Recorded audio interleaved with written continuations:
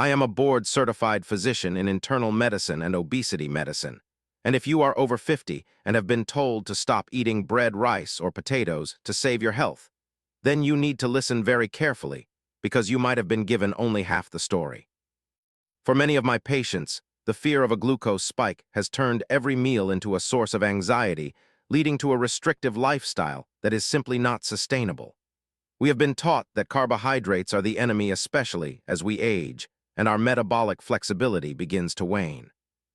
But what if I told you that the secret to a healthy aging diet is not about banning your favorite foods, but rather about changing the order in which they enter your body? Today, I am going to reveal a scientifically proven backward eating trick that can lower your blood sugar response by up to 40% without forcing you to give up a single slice of sourdough. This is not about willpower or deprivation. It is about understanding the biochemistry of your digestion to prevent diabetes and optimize your health span. By the end of this video, you will understand exactly how to eat carbs safely and why your current approach might be making your insulin resistance worse. We will look at the latest clinical trials and metabolic data to turn your body back into a high-performance engine. Stay with me until the end because I will also share a specific preparation method that turns ordinary starch into a powerful tool for your gut microbiome. This is evidence-based medicine designed to give you back your freedom and your health.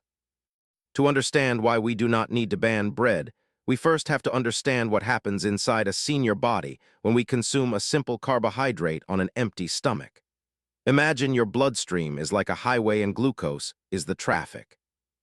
When you eat a piece of white bread alone, it is like opening a floodgate that sends thousands of cars onto the highway all at once, causing a massive traffic jam that we call a glucose spike. For a younger person, the body can usually clear this traffic quickly, but as we cross the threshold of 50 or 60, our insulin receptors often become like rusty locks. The key, which is insulin, still exists, but it cannot turn the lock easily to let the glucose into the cells. This results in glucose sitting in your blood, damaging your blood vessels and causing systemic inflammation. This is the root cause of why so many seniors struggle with weight gain around the midsection, which we call visceral fat. This fat is not just an aesthetic issue, it acts like an endocrine organ secreting inflammatory markers and an enzyme called aromatase that can further disrupt your hormonal balance. The liver also plays a critical role in this process. When glucose levels are constantly high, the liver becomes overwhelmed and begins to convert excess sugar into fat, which is then stored in and around your organs. This leads to a condition known as fatty liver, which further exacerbates insulin resistance. By using the backward eating trick, we are essentially protecting the liver from this sudden influx of energy. The core principle is food sequencing. Instead of starting with the bread or the rice, you must start with fiber. Think of fiber as a protective net that you lay down in your small intestine. When you eat a bowl of green leafy vegetables, first, the fiber slows down the rate at which your stomach empties and creates a physical barrier on the walls of your intestine. This barrier ensures that when the carbohydrates finally arrive, they are absorbed much more slowly, turning that massive traffic jam into a smooth, manageable flow of carbs. Not all fiber is created equal. Soluble fiber, which is found in foods like beans, oats, and certain vegetables, becomes a gel-like substance when mixed with water. This gel is what slows down the absorption of sugar. Insoluble fiber, which is found in the skins of fruits and vegetables, acts like a broom, sweeping through your digestive tract and adding bulk. For the best results in blood sugar management, you want a combination of both. Starting your meal with a large salad or a side of roasted vegetables provides the perfect foundation. This simple act of eating your greens first can change the entire hormonal response of your meal. After the fiber, you should consume your proteins and fats, such as salmon, chicken, or healthy oils. Protein and fat further delay gastric emptying and stimulate the release of a hormone called GLP-1. You may have heard of medications that mimic this hormone, but you can actually stimulate your own natural production simply by eating your protein before your carbs. When protein enters the stomach, it triggers the release of satiety hormones that tell your brain you are full. This prevents overeating and ensures that the glucose from your carbohydrates is released into the blood in a controlled manner. Only after you have finished your fiber and protein should you reach for that piece of bread or that serving of rice. Clinical studies have shown that this exact sequence can reduce the total area under the glucose curve by nearly 40%, and the insulin response by over 30%, compared to eating the same foods in a different order. Beyond sequencing, we must also talk about the power of resistant starch foods. This is one of my favorite metabolic hacks for my patients who want to lower blood sugar naturally. When you cook a starch like potatoes, rice, or pasta, and then let it cool in the refrigerator for 24 hours, a fascinating chemical transformation occurs. The heat followed by the cooling process changes the structure of the starch molecules, turning them into what we call resistant starch. This type of starch resists digestion in the small intestine, meaning it does not break down into glucose and enter your bloodstream. Instead, it travels all the way to your large intestine, where it becomes a feast for your beneficial gut bacteria. These bacteria ferment the resistant starch and produce a short-chain fatty acid called butyrate. I often describe butyrate as the high-performance fuel for your gut lining and your brain. It helps to heal a leaky gut, reduces brain fog, and can even improve your mood and sleep quality. The best part is that even if you reheat the food the next day, the resistant starch remains intact. So if you love potatoes, do not eat them hot and fresh. Cook them, cool them, and then perhaps turn them into a cold potato salad or reheat them gently. This simple step can significantly reduce the glycemic load of your meal. Another critical tool in our senior nutrition guide is the use of acetic acid, commonly found in apple cider vinegar. Research has shown that consuming 1 tablespoon of vinegar diluted in a large glass of water about 15 minutes before a carbohydrate-heavy meal can act like a biological break. The acetic acid temporarily deactivates the alpha amylase enzyme in your saliva and stomach, which is responsible for breaking down starch into sugar. This means the bread you eat stays in a complex form for longer, leading to a much flatter glucose line. I always tell my patients to use a straw to protect their tooth enamel and to never drink it straight. This is a small habit with a massive leverage point for your metabolic health. It also helps to increase the uptake of glucose by your muscles, which means less insulin is required to do the job. We also need to address the importance of the post-meal window. Many people feel like they need to nap after a heavy lunch, but that is actually the most important time to move. You do not need a strenuous workout. Just 10 minutes of walking can activate the soleus muscle in your calves. This muscle is unique because it can burn glucose for fuel without requiring a large amount of oxygen or causing fatigue.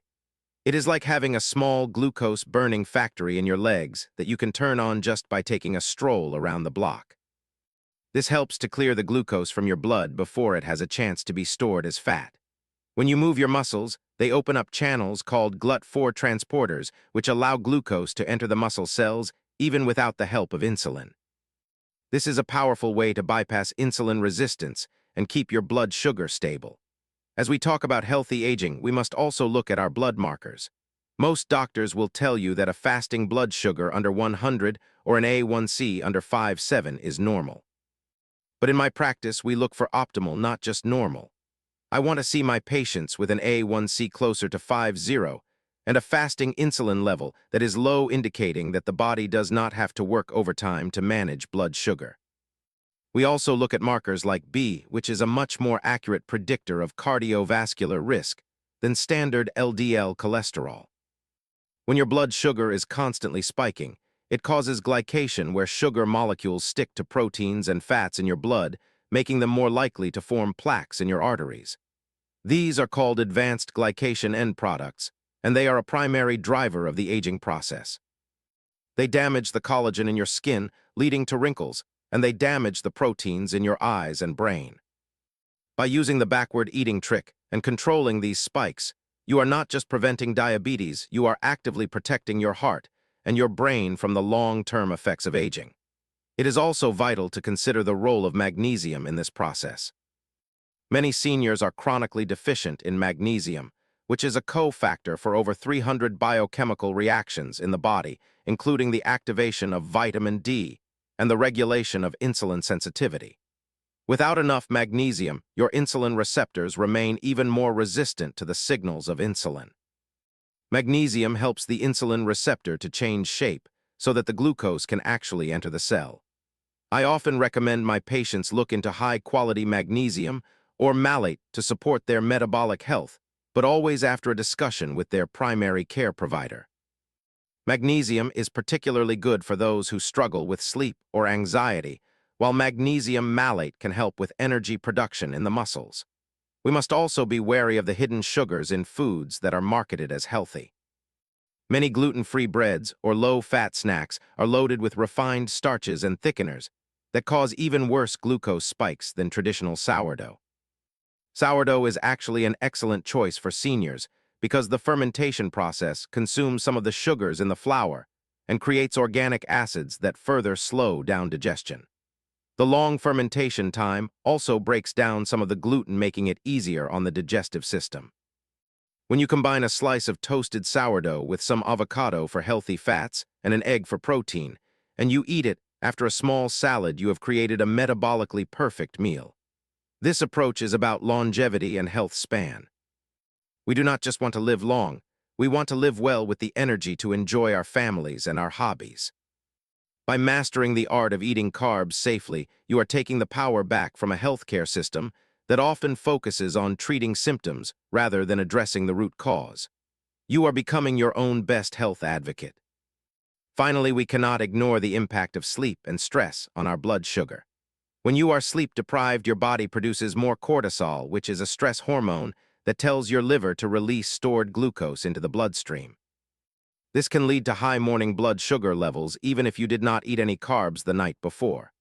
Managing stress through deep breathing or mindfulness can also help to keep your nervous system in a parasympathetic state, which is necessary for optimal digestion. When you are in a fight or flight mode, your body shuts down the digestive process, making it much harder to manage blood sugar spikes. Integrating these lifestyle factors with the backward eating trick creates a comprehensive strategy for vibrant health. Hydration is another often overlooked factor. When you are dehydrated, your blood becomes more concentrated, which means the concentration of glucose in your blood rises. Drinking plenty of water throughout the day helps your kidneys to flush out excess sugar. Additionally, focusing on micronutrients like chromium and zinc can further support insulin function. Chromium helps to enhance the action of insulin, while zinc is necessary for the storage and secretion of insulin in the pancreas. These minerals can be found in whole foods like nuts, seeds, and shellfish. By focusing on a nutrient-dense diet that prioritizes the sequence of eating, you are giving your body the best possible chance to thrive as you age. The health of your pancreas is also paramount. This organ is responsible for producing the insulin your body needs. Over time, a diet high in processed sugars can exhaust the beta cells in the pancreas, leading to a decline in insulin production. By reducing the demand for insulin through food sequencing, you are giving your pancreas a much-needed rest. This can help to preserve its function for decades to come. It is about creating a sustainable environment where your body can maintain its own balance without the need for aggressive medical intervention. It is also important to distinguish between the glycemic index and the glycemic load. The glycemic index tells you how quickly a food raises blood sugar, but the glycemic load takes into account the portion size and the actual amount of carbohydrates in a serving. For example, watermelon has a high glycemic index but a low glycemic load because it is mostly water. Understanding this distinction helps you make better choices without feeling restricted. When you use the backward eating trick, you are effectively lowering the glycemic load of your entire meal. This is why you can still enjoy a small portion of dessert or a piece of fruit at the end of a meal. The fiber and protein you ate earlier act as a buffer, preventing the rapid rise in blood sugar that would normally occur if you ate those sweets on an empty stomach. The gut-brain axis also plays a significant role in how we perceive hunger and fullness. When your gut microbiome is healthy and diverse, it sends signals to your brain that help regulate your appetite. By feeding your beneficial bacteria with resistant starch and fiber, you are improving this communication. This leads to fewer cravings for sugary foods and a more stable mood throughout the day. Many of my patients report that after just a few weeks of food sequencing, they no longer feel the need to snack between meals. Their energy levels remain steady, and they no longer experience the mid-afternoon crash that is so common with high-carb diets. This is the power of working with your biology rather than against it. We should also consider the timing of our meals. While the sequence is the most important factor, eating your largest meals earlier in the day when your insulin sensitivity is naturally higher can also be beneficial. As the sun goes down, our bodies prepare for rest, and our ability to process glucose decreases. Try to make your dinner a lighter meal and ensure you have finished eating at least 3 hours before bed. This gives your body time to clear the glucose from your blood and allows your insulin levels to drop so that you can enter a fat-burning state during sleep. This simple adjustment in timing combined with the backward eating trick can significantly improve your metabolic health and help you maintain a healthy weight as you age. I hope you found this deep dive into metabolic health helpful and that it gives you a sense of hope and control over your nutritional journey. While I am a physician and I spend my life studying these mechanisms, I must remind you that I am not your personal doctor. The information I share today is for educational and instructional purposes only. Every person has a unique biological makeup, and what works for one person might need adjustment for another, especially if you have underlying conditions like kidney disease, heart failure, or if you are currently taking medications for diabetes or high blood pressure. Before you make any significant changes to your diet, such as dramatically increasing your fiber intake or starting a new supplement, please have a conversation with your healthcare provider. It is vital to ensure that these changes do not interfere with your current treatment plan or cause any adverse reactions. My goal is to empower you to have more informed and productive conversations with your own doctor so you can work